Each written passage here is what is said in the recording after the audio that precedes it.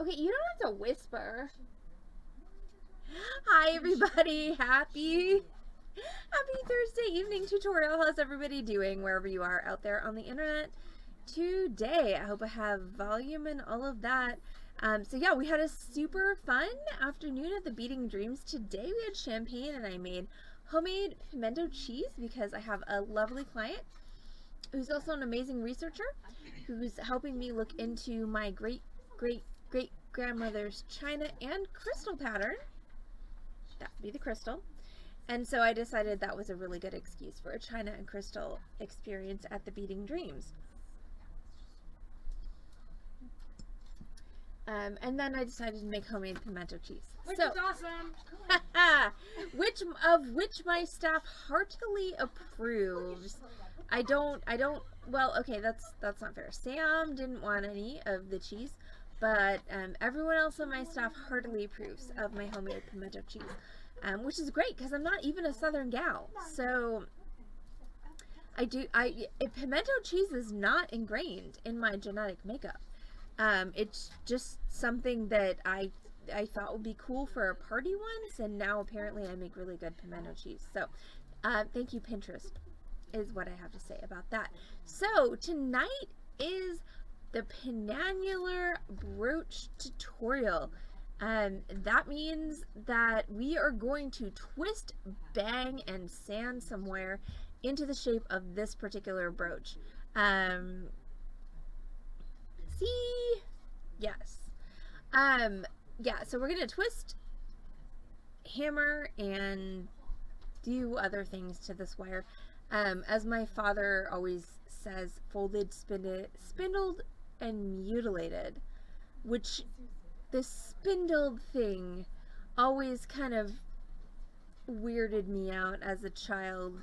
I don't quite know where that reference came from, but we are going to fold, spindle, and mutilate some wire into a penannular brooch. So, the thing about this is, like unto last night's stabby tutorial, this is another thing that's a really good project if you're looking for something to function with a loose weave.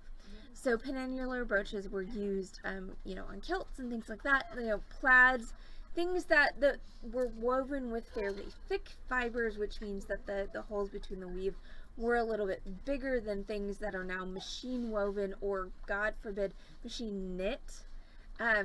Don't try a penannular brooch with anything that's machine knit. If you're trying to put it through the fiber, you can put it around the fiber, and we'll talk about that at the end of the tutorial. But right now, let's talk about tools and supplies to make this project. You're going to need some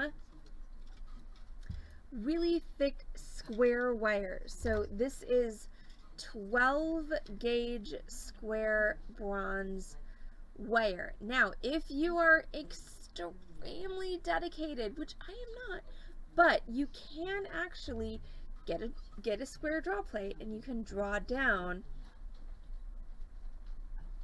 a larger gauge of bronze wire to your 12 gauge square. Sorry. So you can totally do that, and I have done it. Can I tell you how sore I was for days afterwards because I don't have a draw bench? So let's just take a brief moment for a quick informational rant about how is wire made and shaped. So wire starts as metal rods that are fairly large, and then those rods are drawn down. That's the technical term. Basically, they are passed through a metal plate with a hole that is slightly smaller than the actual diameter of the rod. And then after they've gone through that plate, they go through a next one, and a next one, and a next one, and a next one. As the holes get smaller, the wire gets smaller, it also gets longer. But you can also use draw plates to change the shape of the wire. So you can use triangular draw plates, square draw plates, etc. So if you're looking to draw down to a 12 gauge wire, you're probably going to need to start with at least an 8 or 10 gauge wire with a square draw plate, and then you're going to need to actually draw that down And there are things called draw benches that help with this. They're actually mechanical devices that you can put your end of your wire in and it'll do it for you. But I don't have one of those, which is why I buy my bronze wire square already done. So this is 12 gauge square bronze wire, and you're gonna need about 5 or 6 inches of that. We are gonna go ahead and cut that down to get the size that we want, and then you're gonna need an additional 2 inches or so for the stabby part. As far as supplies, swear to God, all you need is the wire. Now, as far as tools go, you're going to need a couple of things that may, hi Corvus, you're going to need a couple of things that may or may not be in your tool, supply chest at the moment. You're going to need a vise. This is a tiny little portable bench vise. If you have a bigger vise, that will also work. You're going to need a vise grips. You want the crabby claw kind and not the long pinchy kind. Okay, you want the shorty ones. You're going to need your basic hand tools, round nose, chain nose, wire cutters. You're going to need a chasing hammer and a bench block or a bench block equivalent.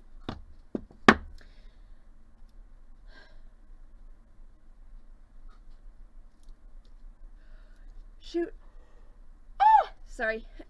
You're also going to want to help yourself make a point at the end of the stabby part of your brooch. So you can use a file and sandpaper for that, or you can use your Dremel and a sanding wheel, which I'm going to show you about this evening. If you're going to use your Dremel and a sanding wheel, you're also going to want a protective glove for your left hand because friction makes things warm. Also, I do have to just have a moment of bitchiness, and sorry for everybody but I'm sorry. I'm like 4 glasses in and I'm still salty about something that happened yesterday, which was a client who walked up to my display of classes for this week and like kind of pulled this brooch sample off the mannequin, and she was like, "But this is so simple. Like, what's up with this?"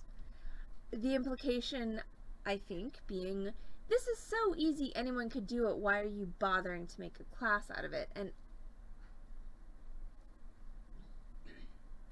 I didn't kill anybody. And Heather didn't kill anybody. Nobody died. But then, of course, she was like, well, of course, everything's, the wire's pre-twisted. Everything's already done. Like, well, no, we start from, square wire, and we mark it, we twist it, we hammer it, we do this, that, and the third. And then she went from like, this is the easiest thing ever, how dare you make it a class, to there's no way I could ever do this. And I'm just, and this is a semi-regular customer, so I'm trying to maintain the relationship. I'm like, well, just, it's a tutorial, and it's on Thursday, just watch it. Like, right? And so I was like, and I was like, well, the tutorial on Thursday, it's online. And she's like, oh, well, I can't get online. Which I have to say, and I'm really trying not to be judgy about anybody, but anyone who says to me, I can't get online when you're holding a cell phone in your hands, I'm sorry, it makes me see red a bit. Like, when you're holding a smartphone in your hand and you're saying I can't get online. So then she was mad because it was an online tutorial instead of an in-person tutorial on Thursday. And I'm like, you don't have to log in, you don't have to make an account, you can just watch and see if you like it. And no. So it's like, I think your tutorial is pointlessly simple,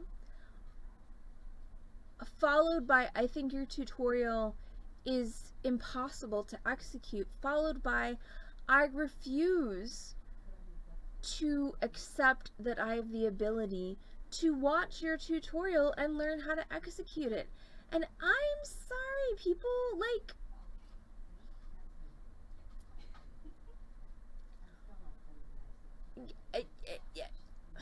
what the heck?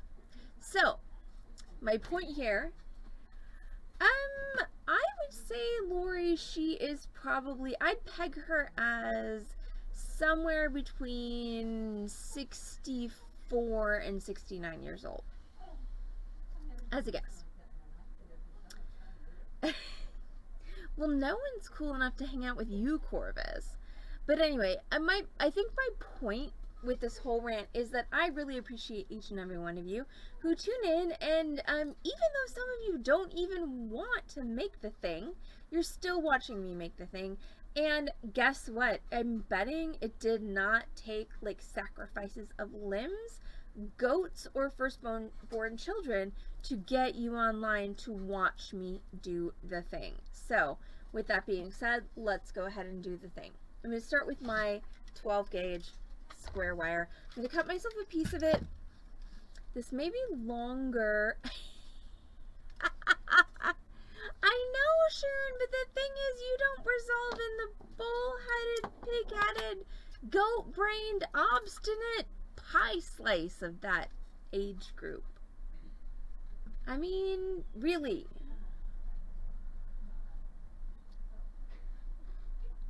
I know, but the point of, like, our society right now, it's, you know, like, I'm sorry, if you are of a median income level, if you are holding in your hand a smartphone, I don't, well, but my point is not, I'm not judging the age group, because I know some of y'all are at that age group. I'm judging the obstinate part. I'm judging the part that says I refuse to learn new things. I have all the tools in front of me and I refuse to use them. That's really the thing that just makes me want to explode. Like when people, you're literally holding a tiny computer in your hand and you say you can't get online to watch a Facebook stream. It's just, I mean, Lori is awesome. Lori is awesome. Sharon's awesome. Everyone on this stream is awesome. And I'm sorry, I'm being whiny. So let's go ahead and go back to the project, which means I'm going to start by cutting, well, that's an image of my advice, so that's exciting. But I'm going to start by cutting a piece of wire, and I'm going to go ahead and go with 6 inches. So this is a project where, because you're going to be twisting it and then hammering it, you don't necessarily want to cut too much wire.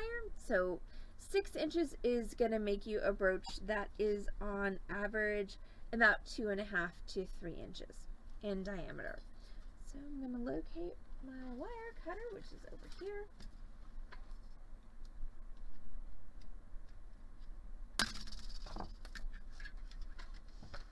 Okay, so then I'm going to take my piece of wire and I'm going to mark this at 1 inch intervals. So, D, 1 inch, 1 inch. Okay, on this last 1 inch interval, you can see that I cut my wire a little bit too long, so I am going to trim that off. And luckily, Heather is not anywhere near, so I can't hit her with my wire. Can try, but let's not.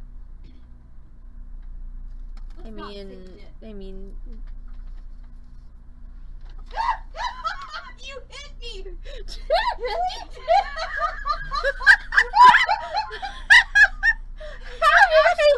It went like this.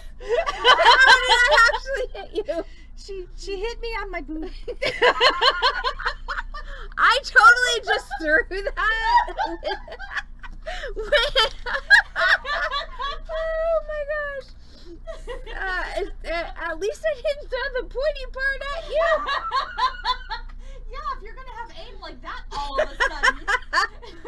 You mean you didn't want a nipple piercing? I mean, that wasn't quite my nipple. You don't want a 16 gauge nipple piercing on not your nipple? Is that what you're saying? 'Cause That is what I'm saying. That's what I'm hearing. I'm a coward. Okay.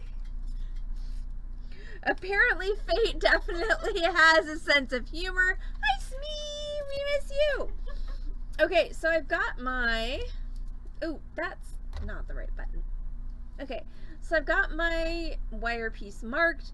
So now what I'm going to do is I'm going to take my vise. So this is, like I said, a teeny tiny little portable bench vise. If you have a bigger vise, it will work just as well, possibly even better.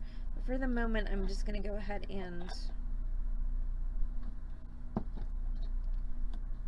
I'm going to figure out righty-tighty, lefty-loosey, which, interestingly enough, when you're screwing something in under your table, is backwards. To mount that on my table. I said she could try, not that she should. I'm sorry, but I feel like... You felt challenged, I you? did. I felt challenged. I'm sorry. I felt the need to assert You my... felt the need for speed? No, I felt the need to throw something at you. Okay, well, I mean, that comes on pretty suddenly. I mean, it really does. I wasn't expecting to hit you.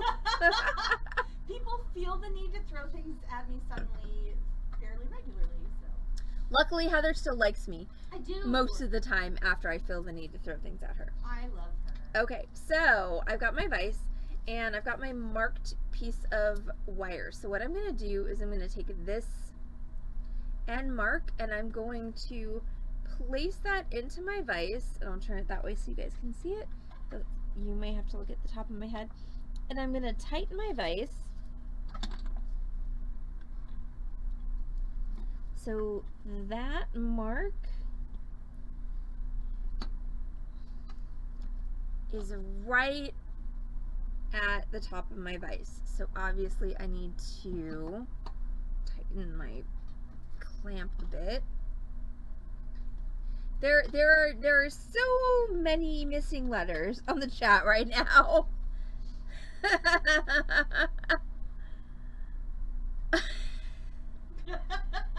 And Talifet just made up for all of them with extra letters. So this is where we are right now. Okay, so there we go. So my first line that I made, so again, what, 1, 2, 3, 4, 5-inch piece of wire marked out every inch. So first inch of wire down here in the vise and line right here with the top. Now, grabbing my vice grips. So I'm going to take my vice grips and I'm going to grab with them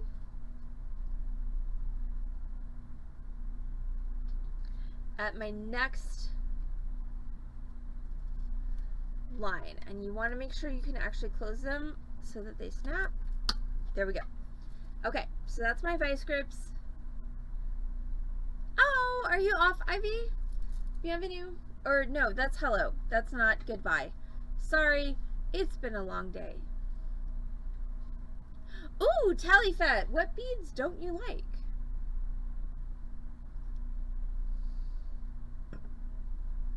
Sorry, Ivy, my French is... Better when you're drunken. No, it's better for an hour after I'm drunken. Okay. Because, again, when we had that random French viewer, I had like 2 phrases, and then I'm on the way home, and like all of the French phrases are just going in my head. Okay, so we've got 1 inch of wire in the vise, another inch of wire, and then the vice grip. So what I'm going to do is I'm right-handed, so I always start clockwise because that's easy for me to remember. So I'm going to rotate clockwise 2 turns. So 1, 2. So this is what that does to the wire. Pretty cool, huh? I think so. So now we're going to release the vice grips. For anybody who didn't grow up with a grandfather like mine, the way you release a vice grips is there's this little extra lever here. You just push it in and it'll pop your vice grips loose. So now what I'm going to do is I'm going to take my wire, and my next point is going to be here. So I'm going to flip it over and I'm going to put this as the point that's grabbed in my vise, and this is where my vice grips are going to be. Now again, remember, we started right clockwise, so our next turning is going to be counterclockwise or anti-clockwise, depending on whether you are an Anglophile or not. Widdershins. Or whether you're a pagan. So. Or just really antique. That's fair. Anglophile. Alright, so I'm going to grab, and you're just going to have to. You rang. I mean, Heather's the one who was talking about Widdershins. Just saying. Because we're about to do that. So, I turned it the wrong way, but this is the bottom of my vice grips here is at my second mark. Or sorry, actually my third mark. And now I'm going to turn Widdershins anti-clockwise or counterclockwise, depending upon what your particular belief system is. But here's the important thing. You want to turn the same number of turns that you turned a moment ago. So I did 2 turns clockwise, so I'm going to do 2 turns anti-clockwise. So that's 1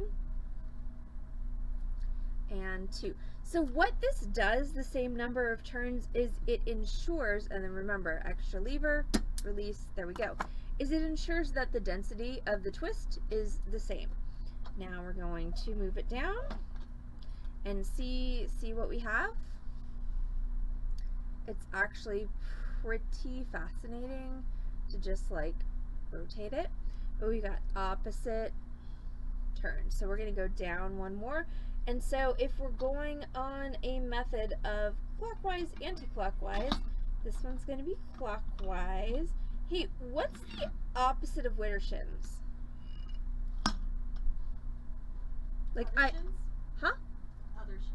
It's not other shins though. I Like know. there's actually the you know, there's an opposite of Widdershins, and I would like to know what it is. And thank you, Amy. I totally stole. Deosal or sunwise? Widdershins and sunwise. Really? Okay. Okay, so then what's the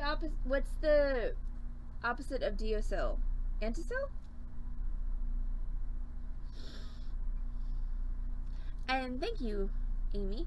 I actually, this is Maybelline 20. No, the opposite is, I mean, it's Scots. So Deosil is clockwise and Widdershins is anti-clockwise. But Because then it's not from Latin. well, no, I know that, but you said 2 things. Yes. It's either Deosil or sunwise. And Widdershins is the Is antonym to both? yes. Okay. Good to know. And thank you, Amy. I stole, so, okay, so I do have a real quick makeup story, and then I'll finish this.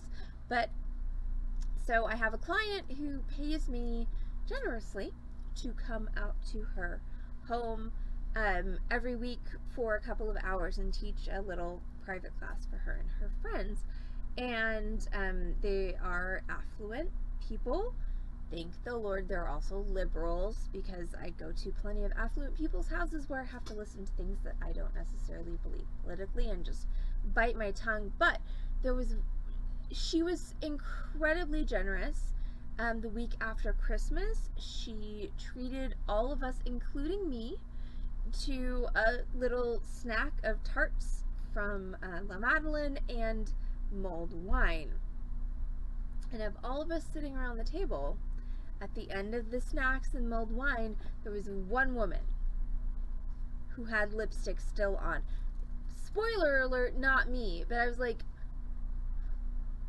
I want to know what lipstick you're wearing, because that's what I need. So yeah, Maybelline 24-hour color.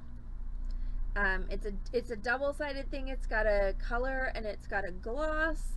And to be completely honest, if you don't do the gloss every 4 or 5 hours or so, it's a little drying. But obviously, it reads well on the internet, and it comes in a freaking ton of colors because it's Maybelline. So that's what they do. Oh, see, Rune, you're yay. I am totally not like.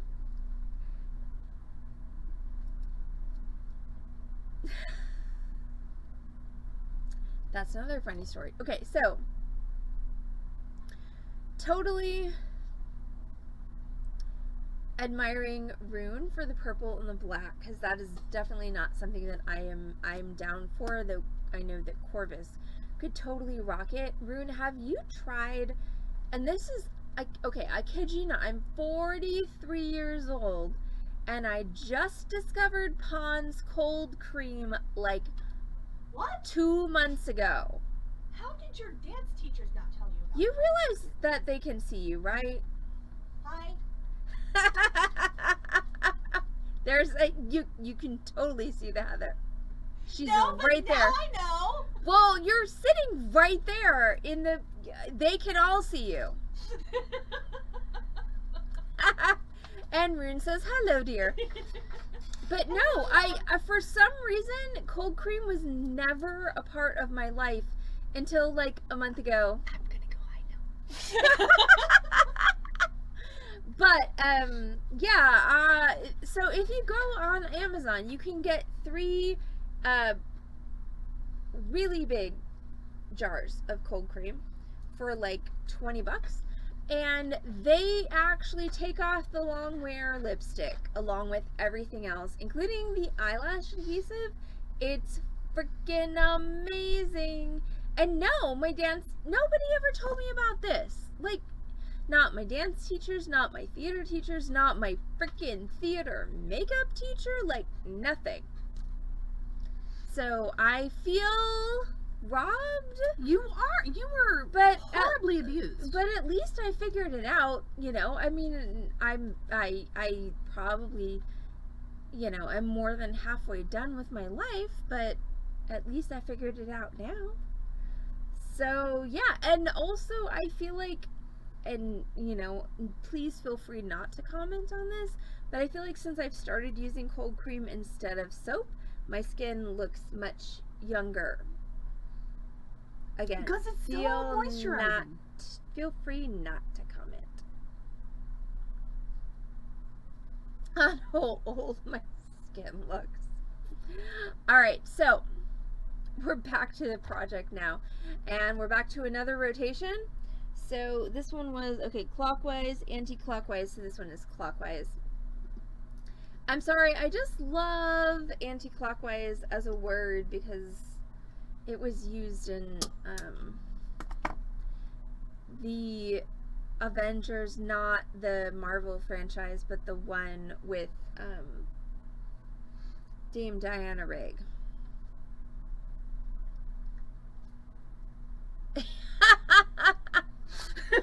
Oh, Rune. I love Rune so much more now. I mean, it's hard to get It more, was hard to get more. But here we are. Yeah. Okay, so now we're going to move this down one more time. Huh? I'm still stuck on Dame Diana.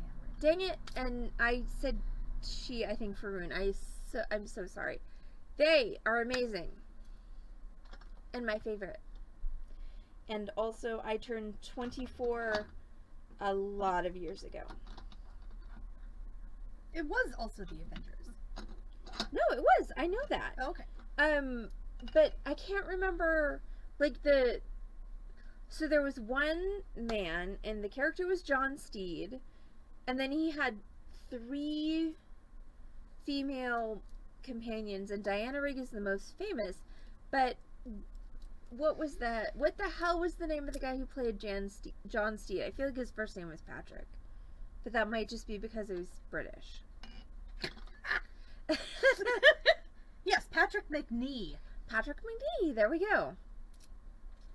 Of course, Rune, I try. I thank you for your grace. I appreciate it. Last rotation here. So we have clockwise, anti-clockwise, clockwise. This means that one is anti-clockwise. Okay, and the reason that word actually means, and again, pop culture, but when there was the transition from Diana Rigg, whose character was named Emma Peel, to her successor, who was a twiggy blonde young thing who's, I think her character's name was Tara, but Google will tell you that. But as they like pass in the hall and Diana Rigg turns to her and she's like, just so you know, he likes his tea stirred anti-clockwise, which is hilarious to me because she was such an icon of like female badassery, but then you have just that like overarching patriarchy of like, yes, I can kill you, I can kill everyone around you, I can rescue your ass from whatever stupid scenario you've gotten yourself into with your bowler hat and your sword cane, but also I'm expected to stir your tea. And this, like, again, I mean, obviously I don't love it because I don't think that any woman should be required to stir any man's tea clockwise or anti-clockwise. Like, stir your own goddamn tea whatever direction you goddamn want. But it is... I recognize that it's an interesting prism on the social landscape of the time. I'm not an anthropologist, so like I've got no actual academic lens through which to view this. I mean, this is literally just my brain being like, huh, that's interesting. Like, you saved his ass like 47 times and now you're telling someone how he likes his tea stir. Huh. Yeah, who wrote that line? Anyway, Heather's like, will you finish the broadcast, please, so we can go home and also stop philosophizing? No, preach. No, I'm done preaching. Okay. But, yes, yay, Heather, for being a safe person, and all of the rest of us, well, okay, that's not true. A lot of the rest of us are really trying, and we appreciate everyone helping us evolve. So maybe at some point, if the Avengers had moved into the 21st century, nobody would be telling anybody how John Steed liked his tea stirred. Maybe they would be telling people how John Steed's boss had come out as non-binary and preferred they-them pronouns, and how it was everyone's responsibility to get over their shit and figure it out. So, anyway, off the soapbox now, and yeah, one more rotation on the project. So, D. So this one is counterclockwise. So, again, one. So the most important thing is that, again, same number of rotations. Otherwise, your spirals are going to look uneven. Okay, so now we can take this out of the vise, and we can take the vise off the table.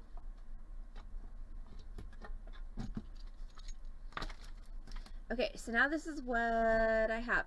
So this is a really cool technique because there is so much you can do once you have made this. because honestly, this could turn into a bracelet. If you made it longer, it could turn into a torque style necklace or a neck ring. You can solder it together, make it a ring, make it a bangle bracelet. So again, a great thing to do. Also an extremely ancient technique. Okay, like go back, research Viking stuff. Like this technique, not new. Extremely fun, but not new. Now I'm going to go ahead and I'm going to flatten out the ends of my piece.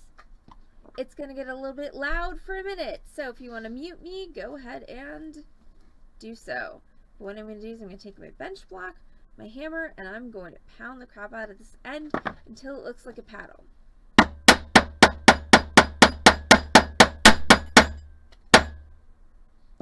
Sorry, was that something that fell down on your side? No, it was just the china saying hello. Ah. It just went... Okay, same on the other side.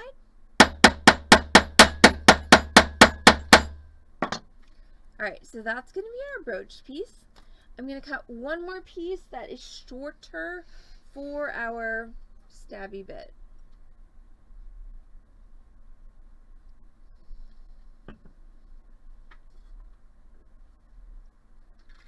I'm going to cut that about 3 inches long. Okay, so you can absolutely twist this like we did before, but since I already put my bench vise away, I'm going to do this part untwisted. So if you were going to twist this, my recommendation would be mark it at a slightly shorter length than 1 inch, so maybe ½ inch, because if you only do 1 inch, you're going to have a very short level of twist here. But this is here to say,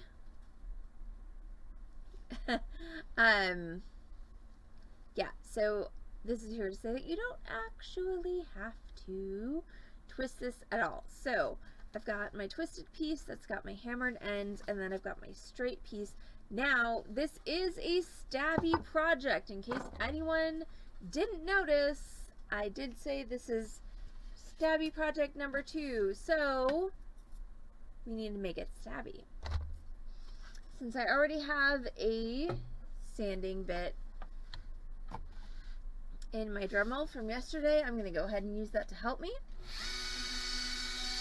So what I want to do, again, is take this end and just make it pointy.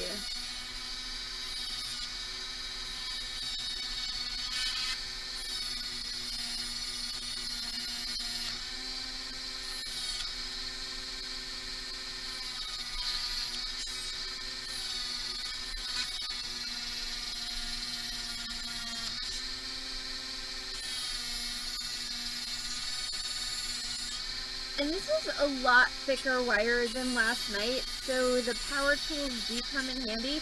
The glove is really helpful though for 2 reasons.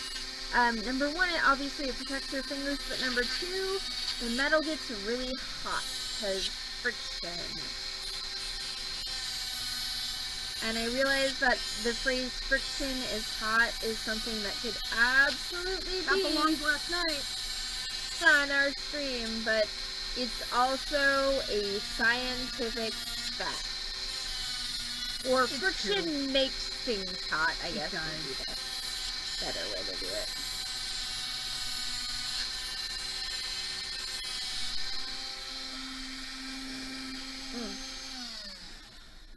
Ooh. Oh, goodness. I know, right? Okay, that wasn't... No, that was space rocks on the floor, but that's okay. Well, they'll live. I mean, they smashed to earth. They should be able to survive a 5-foot fall. if they can't, then they were on their last legs anyway. Yeah, that's definitely warm. Okay, so what I did is I made the end of it kind of a blunt point. The penannular brooch oftentimes is used on very loosely woven things like plaids, or is used to actually not necessarily, and I said I would talk about this later, not necessarily pierce through the fabric, but actually go around the fabric. So if this was your shawl, you could actually go around the fabric with the penannular brooch, and then the way it works is you just rotate it so that the round part goes over the pointy part. So this is actually holding this piece of fabric without actually piercing through it at all. And on this one I did twist it. Obviously on this one I am not. Either one is totally valid. I'm going to take my round nose pliers. Yes, I'm going to take my round nose pliers, and I'm just going to take the end of this pointy piece of wire and just make a loop like so. And then I'm going to find something cylindrical. So, oh dear, I have the hiccups. This is not a good situation.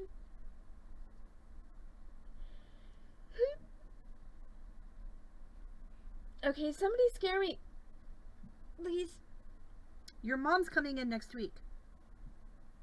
That's predictable. Not scary enough. Dang it. Your mom's knocking on the door would have been better. Your mom's knocking on the door. No, I'm sorry. It's lost its dramatic impact.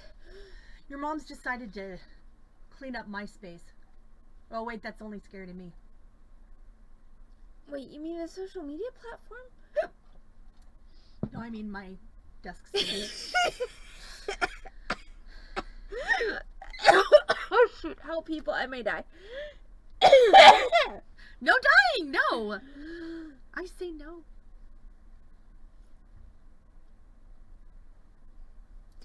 But you're not on camera, so you can't declare. I can too. They can hear me. Do I need to be on camera so you can so you can die in peace? Damn it, hiccups are the worst. They are awful.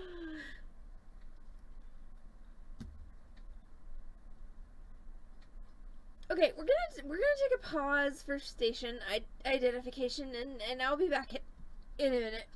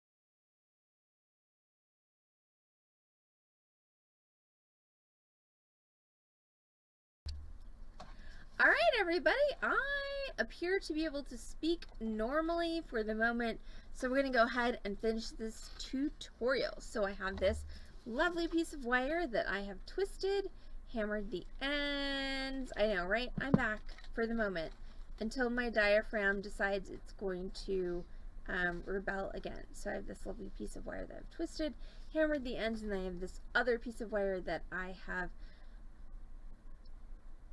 filed / sanded the end, and I could have twisted if I wanted to. So now what we're going to do is we're going to find a round object. Now if you have a bracelet mandrel handy, good for you, but if you don't, a rawhide mallet or a handy condiment bottle, like a, you know, Tabasco sauce, Cholula, like any kind of sort of hot condiment bottle is a good size for this. You're looking basically for something that's about 1.5 inches in diameter. I'm going to take my twisted piece, I'm going to center it on my mandrel, and I'm just going to bring it around, and I want to overlap it. Because once again, whenever we're doing things with wire, it's always easier to make them bigger than smaller. So I'm going to go ahead and overlap that.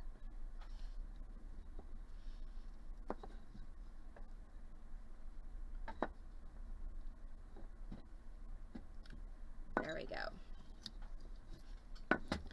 Alright, so that is our circle. We can adjust that a little bit with our fingers, but I think this kind of peaky bit here, when I open it up a bit, is just going to go away. Now, the one thing that's definitely going to happen to you is these hammered ends, which we want to be flat in the plane, they're going to turn. So we're just going to locate our chain nose pliers and just literally grab the flattest part of that and rotate it so that you have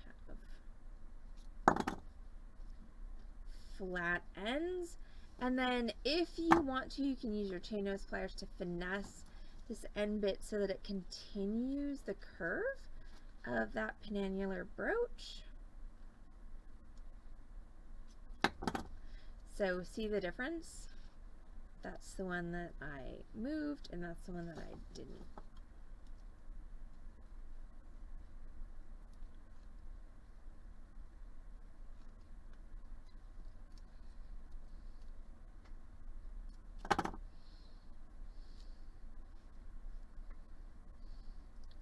Alright, there we go. So that's our basic brooch shape.